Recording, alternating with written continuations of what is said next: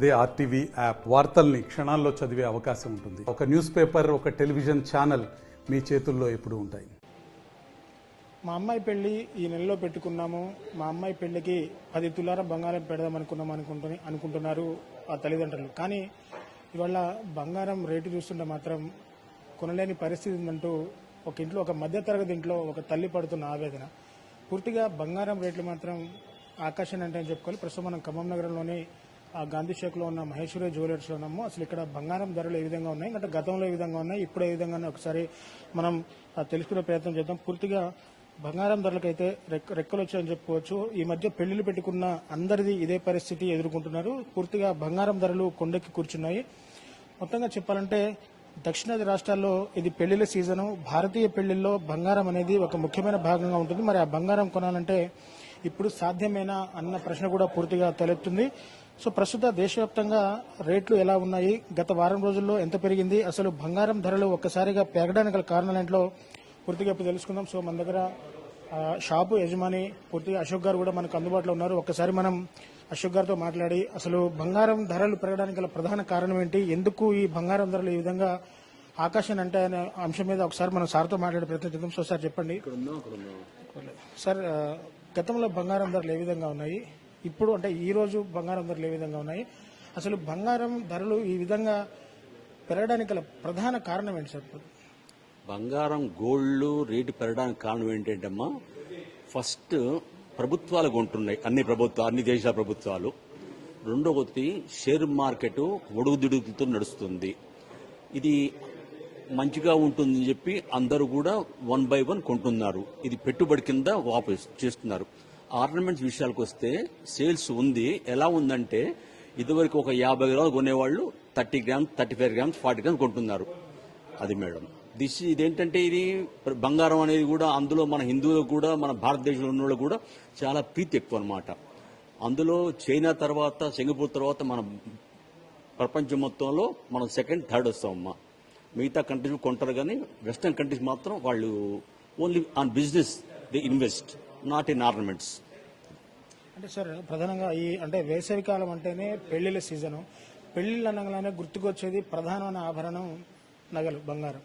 So బంగారం లేకుండా పెళ్లి చేయడం సాధ్యం కాదని చెప్పేసి కూడా అందరూ బంగారాన్ని ఎక్కువగా కొంటూ ఉంటారు. కానీ ఇప్పుడున్న పరిస్థితుల్లో ఈ ధరలు చూసి బంగారం కొనడానికి ఎంతమంది వస్తున్నారు సార్? అసలు కస్టమర్స్ వస్తున్నారా బంగారం కొనడానికి?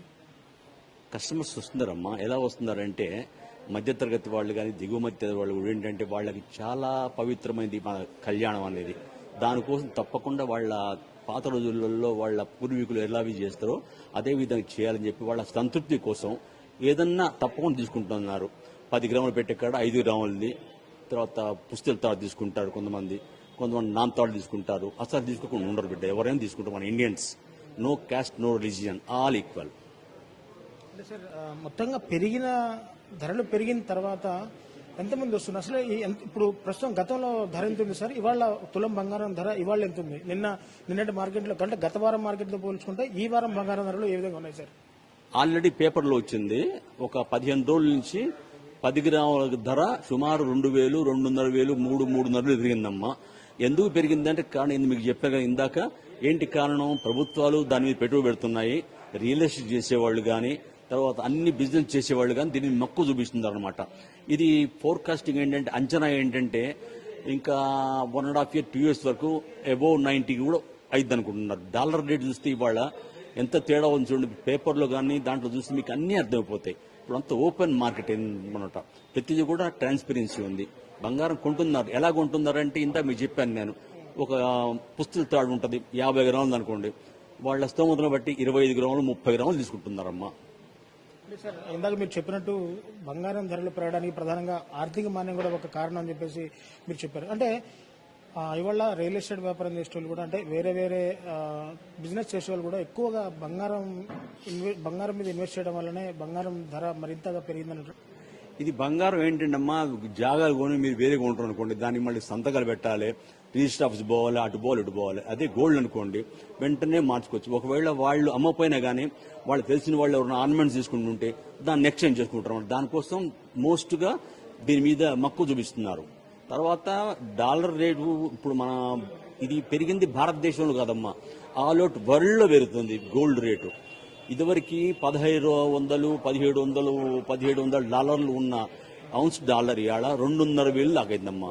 ఇక మీరు చూడండి, ఇమాజిన్ చేయండి మీరు ఎంత పెరుగుతుందో. This is not only in India, this is world wide. అంటే రాబోయే రోజుల్లో ఇంకా బంగారం ధర పెరిగే అవకాశం ఉందండి సార్? ఉంది. రాబోయే రోజుల్లో బంగారం పెరిగే అవకాశం ఉంది. తర్వాత మరి ప్రభుత్వాలు మారిన తర్వాత కొన్ని ఒడిదుడుకుతూ ఉండొచ్చు, అది మనం చెప్పలేం. ఏనే కానీ బంగారం is most powerful and most attraction by the world people for investment.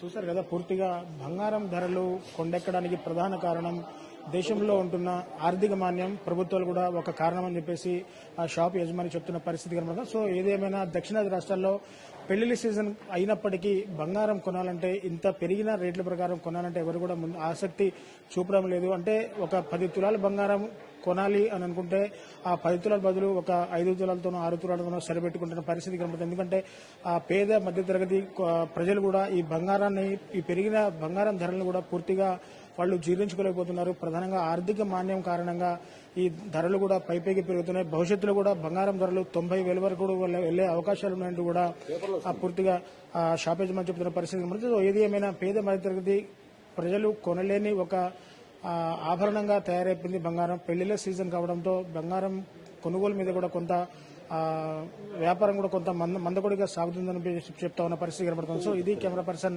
Nagendra బాబుతో నేను మీ దేవేందర్, RTV ఖమ్మం నుంచి. మరిన్ని వీడియోస్ కోసం ఛానల్ ని సబ్స్క్రైబ్ చేయండి. లేటెస్ట్ అప్డేట్స్ కోసం వాట్సాప్ ఛానల్ ని ఫాలో చేయండి. అండ్ లింక్ డిస్క్రిప్షన్ లో ఉంది.